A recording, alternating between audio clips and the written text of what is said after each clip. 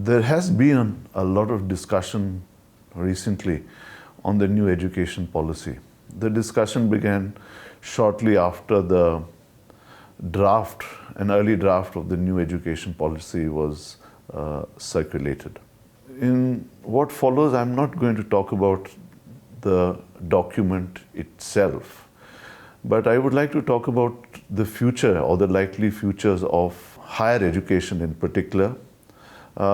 And I would like to talk about it with reference to some of the suggestions and policy claims made in this document.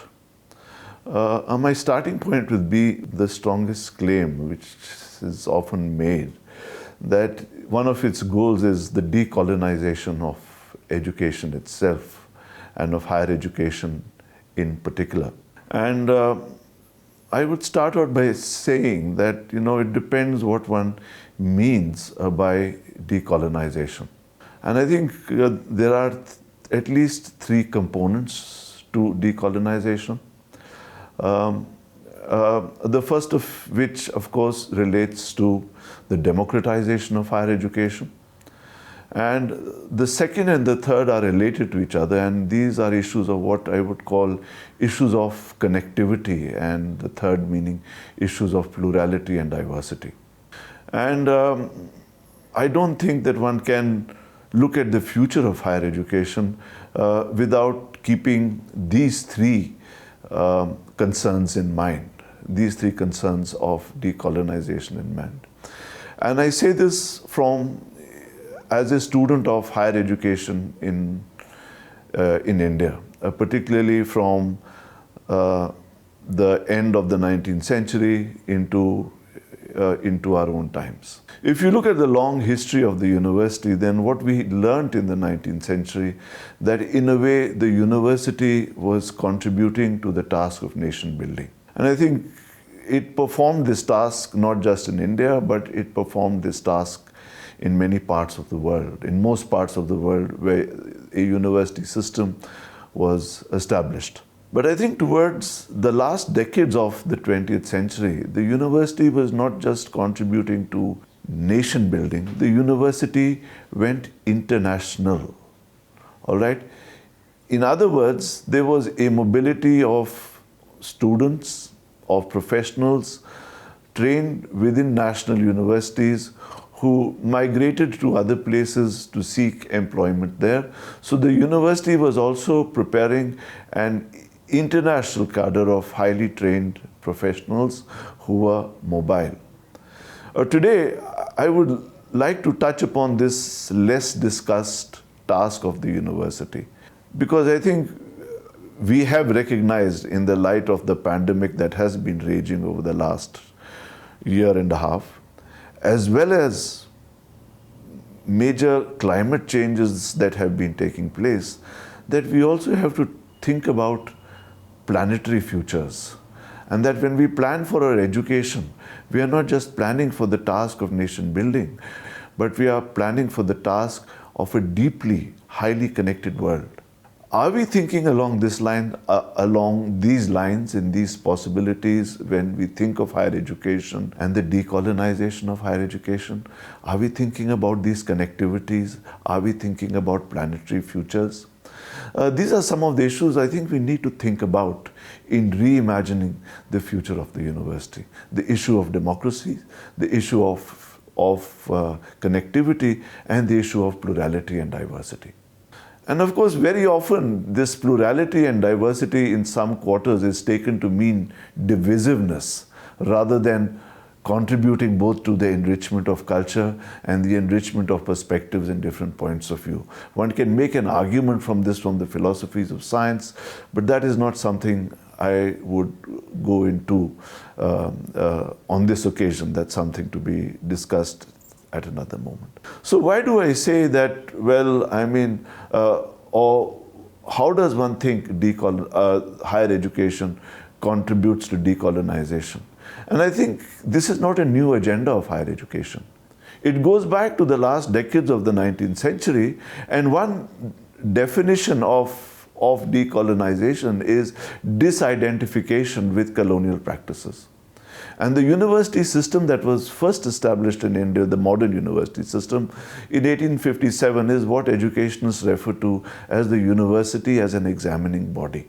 And from the 1870s onwards, beginning with the Indian Association of, the IACS, the Indian Association for the Cultivation of Sciences, there was a long struggle which went on amongst those who were getting educated. The university we want is a university of teaching and research. And the University of Teaching and Research itself, the struggle to establish a University of Teaching and Research, was the first moment of decolonization. And today, we don't seem to realize that over a century, what we have developed in India is a very complex ecology, highly differentiated, with a multiplicity of functions, all right, at different levels. Because as a society becomes more complex, as production functions differentiate, the system of knowledge production also differentiates to a great degree. Today, we like to refer to ourselves as a knowledge society.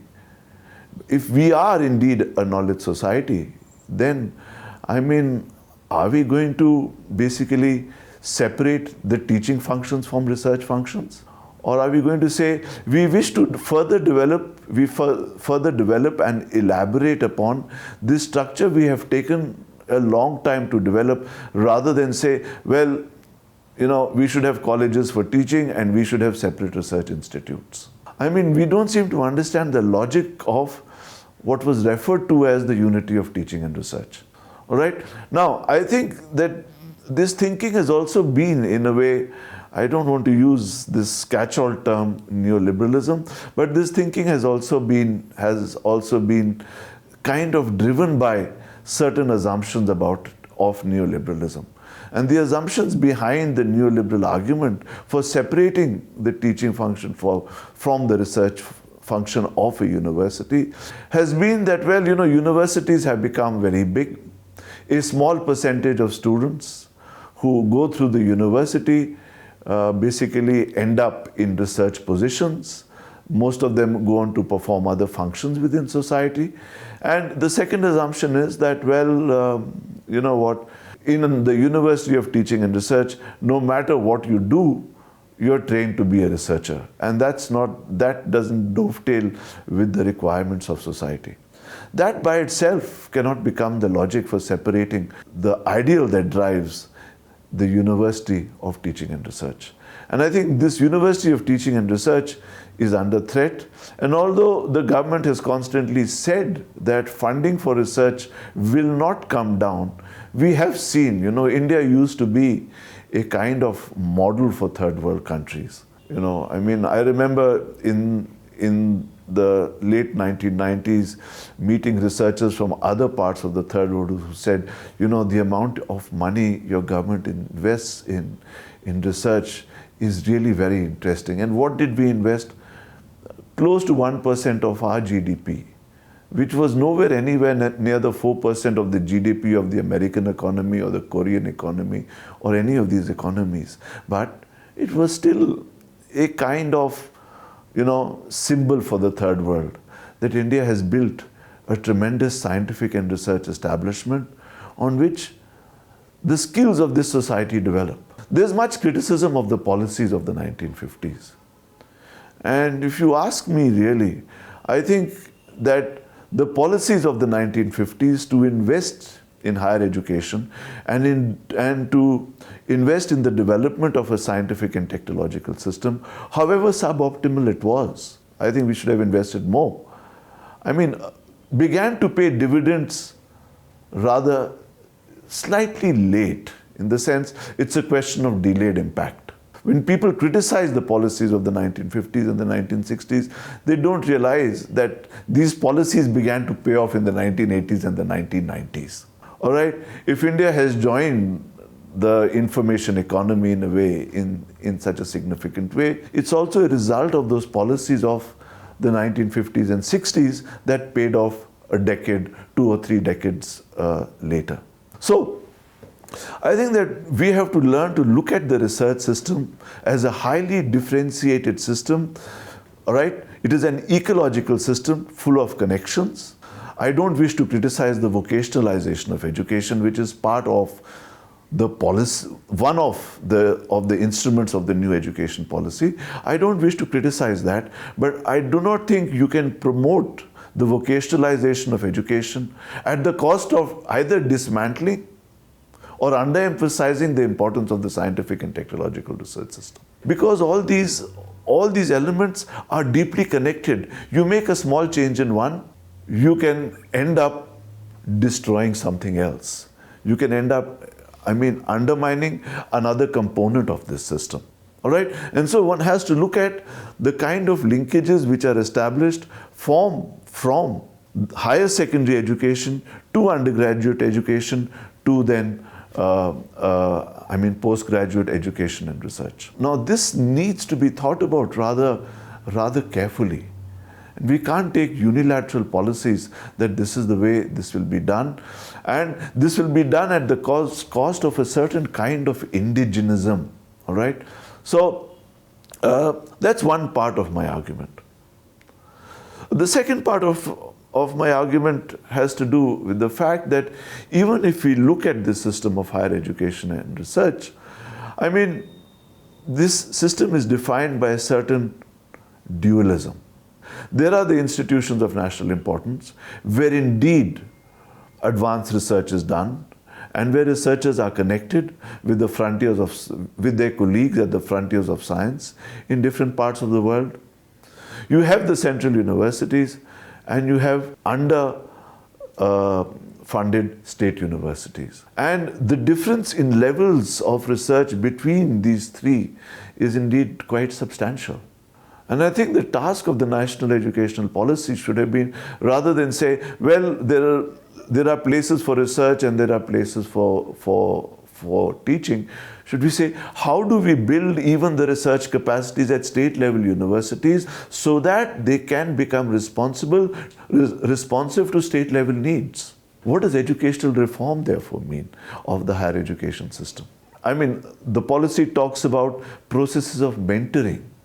Yeah, but have we learnt anything from the processes of mentoring? We have tried to establish the different experiments that have gone on in the country, which were developed at the Indian Academy of Sciences and other places, and put in place and said, rather, let us now multiply these experiments at the different institutes already available to us so that we can bridge this gap between these three tiers, the underfed, understaffed state level universities, the less funded central universities, and the well-funded universities of research and teaching.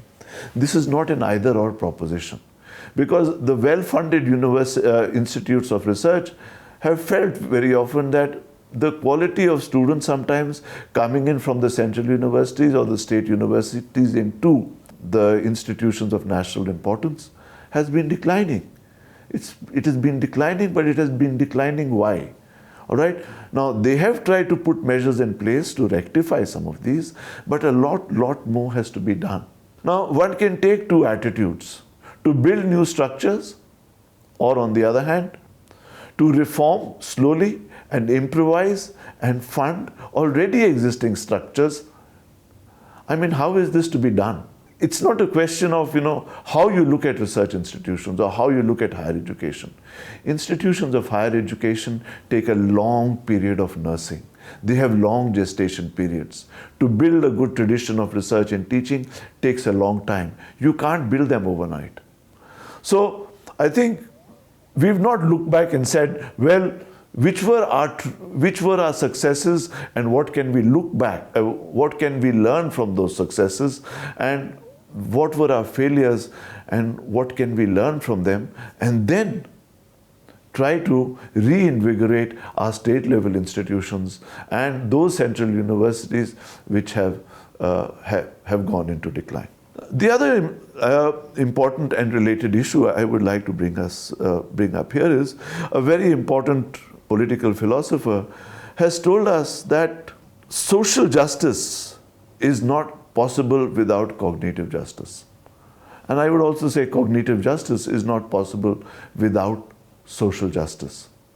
Now, why do I bring up this point? I bring up this point because all those who are now talking about the privatization of higher education in India basically acquired their own education at public institutions. All right? And now you wish to abandon these public institutions and replace them with or substitute them with private institutions, which may well be beyond the resources of the majority of the population. Can we achieve social justice like this? So, I mean, in order to acquire social justice, we have to deliver on cognitive justice. And that role could have been performed, was performed to an extent in our public institutions, but the new education policy doesn't seem to seem that. It wants cognitive justice, but it wants cognitive justice perhaps at the cost of social justice. So we have to basically re-look at the strategies of privatization or the lack of support for public institutions. Can we undermine the systems of public institutions? We all know that our parents, all who studied and who emphasized the importance of higher education for us, most of them studied in government schools. What is the status of government schools today? All right. In like manner, I would like to ask that most of us acquired our education in public funded institutions. Are we going to undermine these public funded institutions? Are we going to undermine public institutions and replace them with private institutions? I raise this issue because I believe that we cannot create a just knowledge society unless higher education is widespread. We cannot speak of a knowledge society. We cannot speak of a just knowledge society without, in a way, contributing towards the enrichment of the system of higher education. All right? So, if I go back then and talk about decolonization, I don't think the decolonization of higher education can mean just the indigenization of higher education. Because the system of higher education today is globally a deeply connected one. When you look at some of the debates on decolonization in South Africa, it is an opening out into the world. It is about connectivities. We have to consider planetary futures. All right? And we are also creating a manpower which is going to be mobile. So how do we simultaneously manage the task of nation building, but also produce a cadre of highly trained professionals who can ensure the existence of who can ensure a sustainable future? So we are not just planning for the nation. We are planning for sustainable futures, for a planetary future. All right? And so we have to think then in terms of a cosmopolitics of education. These are tasks we need to think about deeply when we think of higher education. And of course, the National Education Policy, while talking of diversity, has not probably paid enough attention to these aspects of higher education. I'd like to conclude then by also stressing this important point about diversity. All right? And in talking about diversity, the differentiation of the system of higher education also in a way reflects an attempt to engage with the diversity of Indian cultures, and of course also to engage with the place of India in a globalized world. All right? So we are thinking of a nation which is culturally diverse, but we are also thinking of a world which is culturally diverse. Right? And when we think about this world which is culturally diverse, then we also have to think about how do we sustain such a world which is culturally diverse and which is marred by conflict. Education must provide us the means of thinking through these conflicts. All right? To think about a planetary future, to think about sustainable future. The National Education Policy should give us some indication as to how are we going to deal with a planetary future. How do we negotiate the task between building such a diverse nation on the one hand and simultaneously contributing towards producing a cadre of trained professionals who can work with people across different national contexts in building a sustainable future.